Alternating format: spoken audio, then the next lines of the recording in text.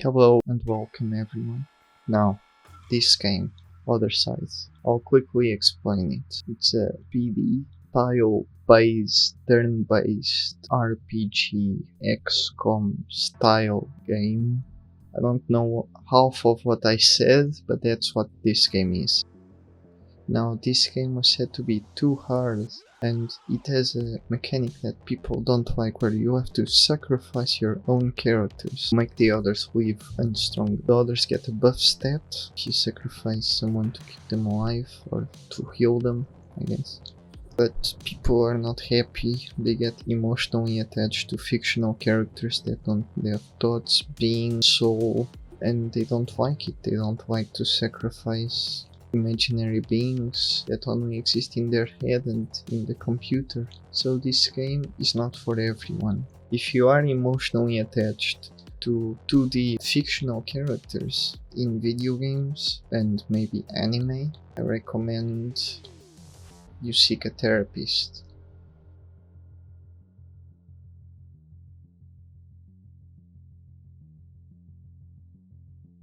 I started recording. First boss was the first thing that got me back to the start. This is, after all, roguelite. So I only started recording at the first boss because even though people say this is a hard game, I didn't have much difficulty or anything else before the first boss. You know, in Bloodborne you fucking die to the first enemy in the game. So the basics of the game is you have abilities, you have action points, you have a timeline, and you have to manage your abilities and action points to your team kill all the enemies or whatever the mission requires you to do. You can't heal your characters. This is this game's primary mechanic. The only way to heal is to sacrifice a character of the same level or higher level than the character you're trying to heal. Always loved Lovecraftian games. My favorite games are Bloodborne and Darkest Dungeon, so this game felt right to me to buy. After I got to the first boss, I got smashed, as I said before. And the first boss is the Surgeon. Now, the Surgeon is like a godfather. He summons his goons. And basically, you have to kill all the goons before you kill the godfather. These goons give him armor and buffs each turn. And this is a weird first boss because it's kind of a cheese to passive players. It's kind of a kick in the balls if you want to play this game passive.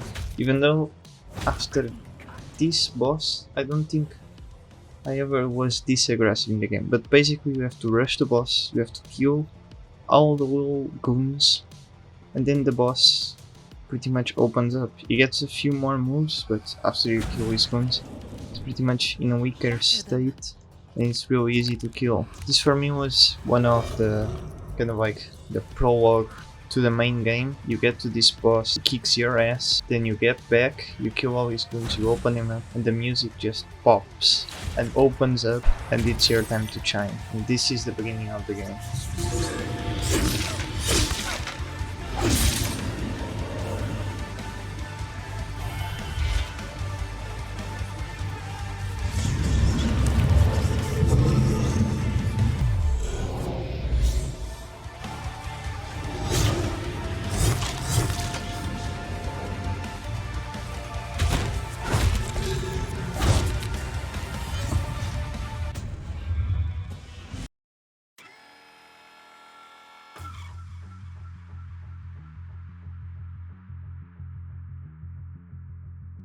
So after the Surgeon died, so after the first boss, the game gets going. The enemies get stronger but not too bad. There's still a lot of room for bad moves in your missions and you're not punished quite as hard. There is this enemy, the Hunter.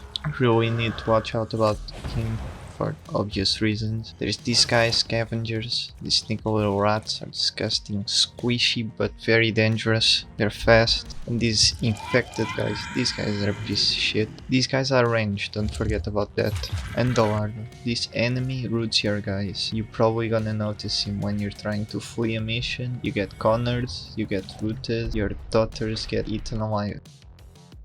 The missions you need to watch out the most are the rescue and survival missions. These are by far the most difficult missions in the game, for the reason that the amount of enemies you have to kill is random, because you have to survive for a certain amount of time, or you have to rescue and be there for a certain amount of time. If you stay there a little bit longer, the mission gets progressively harder and harder very quickly. A lot of enemies spawn in and there's a lot of room for error. In a hunt mission, there's a set amount of enemies you need to kill. Therefore, it's more manageable and easier, even though the baseline might be a bit harder. The oh shit I fucked up is less prevalent.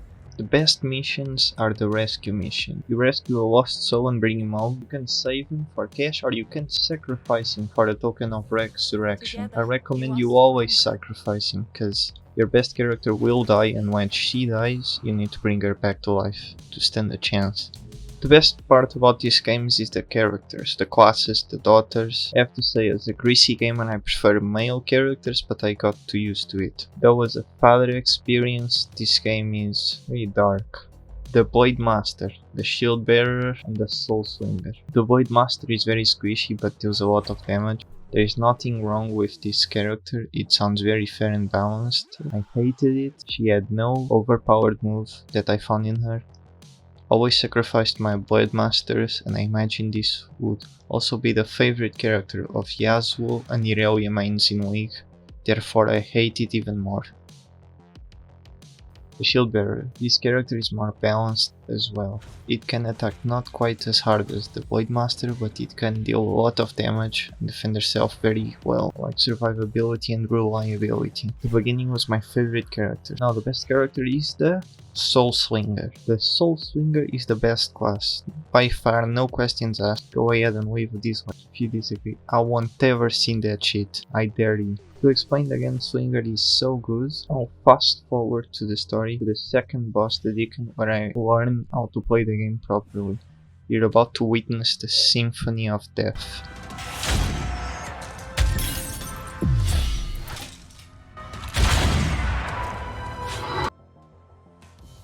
Brief explanation on the Deacon. I read his lore, and let's just say this guy is a piece of shit. And I recommend you don't read his lore. This game made me feel as depressed as that time when I killed mental ward patients in Bloodborne. These games are just fucking depressing. Now, the Soul Swinger is the best character because of these two moves, Intercepting Round and Shadow Round. Intercepting Round, you sacrifice health to counter an attack, and Shadow Round, you sacrifice health to follow up every attack your team does. It's fucking amazing.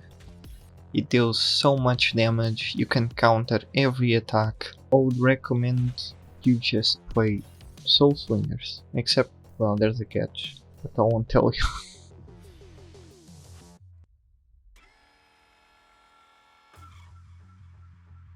After the Deacon died, the enemies get stronger. I saw a lot more pushback from shit missions, and basically I got sent back to the start by a shit mission. Actually, the enemies won't really change, they just get replaced by new models of the same old enemies with creepier faces, cooler model, some masks on the characters, some more creepiness, some more strength, and basically every enemy gets recycled. There are more special enemies like the Infected, the Larva, the Worm in your missions, the Ravager, all this bullshit. It's very tough, and I had this mission where you only supposed to bring 2 daughters, and this mission, I don't know, I had to complete it, so I tried it like 5 times and I lost and I lost and I lost and I gave up and I lost the game. I went back to the start and I came back. I defeated the surgeon, I defeated the Deacon, I came back and I lost again, and I lost again, and then I fucking beat it. This mission was the hardest boss in this game, was this you can only bring 2 daughters mission, this Hunter mission. That's why I said Under missions are the easiest in the game. Now, there is nothing really more interesting before the Maid boss fight, so let's get to it. The Maid. The Maid is more of a passive boss. Basically, it's like, if the Deacon and the Surgeon, if you had to rush the Surgeon, and if you had to counter the Deacon, the Maid's gonna counter you. So what you have to do is set up all your counters and wait for her to attack to counter her. because she's gonna counter every of your attack and come back in turn much sooner. But the maid is by far the easiest boss fight in this game, the first time. The first time you fight her, if you get her to 30% around that, she will spawn the 4th character in the game. The Scythe Dancer. The Scythe Dancer is very good, he's like a Blade Master, but good. So you want to get her 30%, will trigger the cutscene, you get this amazing Scythe Dancer, and that's it. And turns the fight into a 4v1 into a 5v1, it's the easiest fight in the game.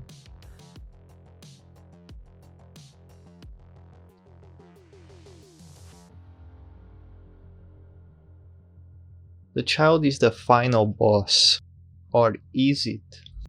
The missions have all stronger enemies leading up to the maid, everything is super hard, and now you have cursed daughters to deal with. These shadow daughters, these shadow enemies, will basically focus their counterpart, the shadow shield bearer will focus the shield bearer, or the closest enemy. They are very tough, I don't think I ever beat them straight up. I feel like I always found a way to cheese them or to counter all their attacks. If you let one of their attacks to go through, you will feel pain.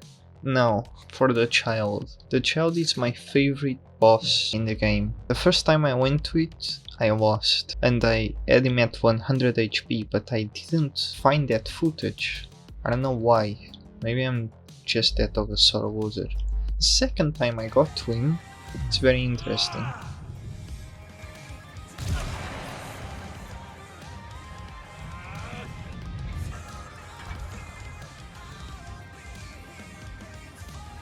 He kills my daughter in his first move, and now it's a 3v1. The odds are against me, because I just lost one of my characters. So I turn back time just like Bakura in Yu-Gi-Oh! The final arc. You know, when Yugi brings out the Winged Dragon of Ra and kills Diabound and burns Bakura alive. This is a children's show, by the way. And he fucking dies. He turns back time, he kills Waifu, and he kills Yugi right in front of all the children that watch Yugi. This really hard. So I basically do that. I restarted my PC, turn back time, and I beat the child because I felt cheated when I got him to 100 HP, went all the way back, and he just fucking kills my daughter in one fucking hit.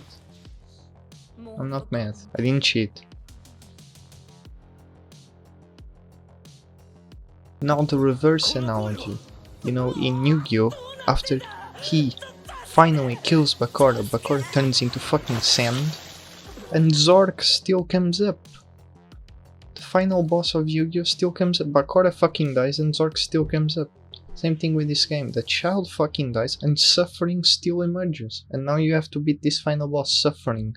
Basically, I skipped all the missions, I used all the skips in my remembrances. I used that shit, I didn't fight any of the cursed daughters, fuck that. I went into the boss, I ignored all the daughters that were far away from me. Only the close ranges daughters I killed, the cursed daughters I killed.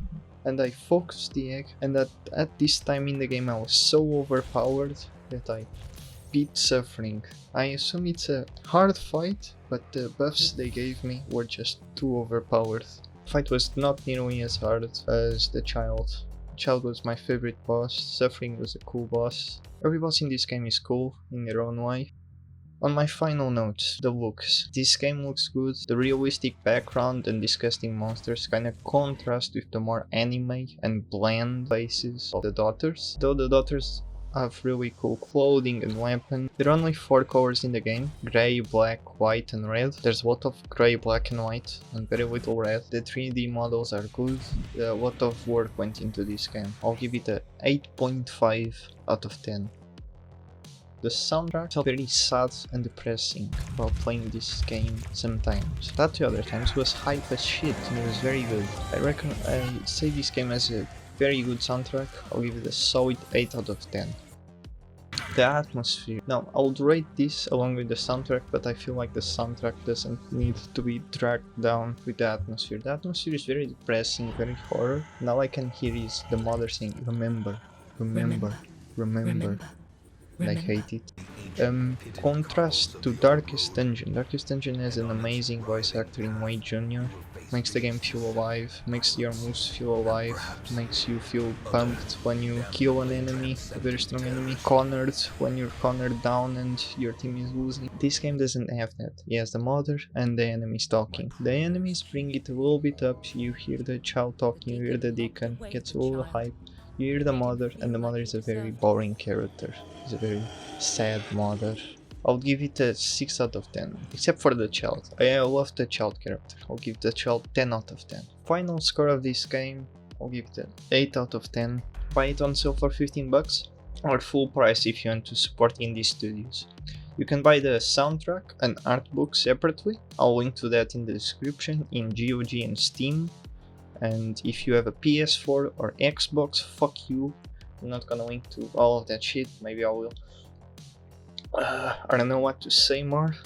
This game is fucking cool. If you like 3D turn-based, if you like turn-based stuff, this is a fucking good game. If you don't like turn-based stuff, you'll probably hate this fucking game. Take care. Goodbye.